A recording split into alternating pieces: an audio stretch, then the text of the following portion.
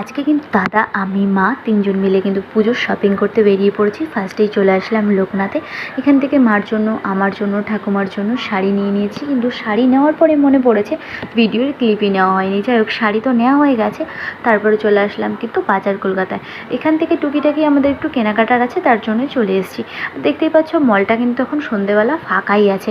আর ফাঁকা থাকলে না একটু দেখতে সুবিধা হয়, ভিড় থাকলে সেরকমভাবে দেখাশোনা যায় না। তারপর এখানে দেখো দাদা গেঞ্জি দেখছিল বাবার জন্য, আর আমি চলো তোমাদেরকে একটু মলটা ঘুরে দেখাই। আর আজকে আমি কি কি কেনাকাটা করলাম অবশ্যই তোমাদেরকে আমি নেক্সট ভিডিওতে দেখিয়ে দেবো। তো দেখতেই পাচ্ছ এখানে সুন্দর সুন্দর কুর্তির কালেকশন আছে, আর এখানে কিন্তু সুন্দর সুন্দর টপের কালেকশনও আছে। আমার তো বেশ ভালো লেগেছে।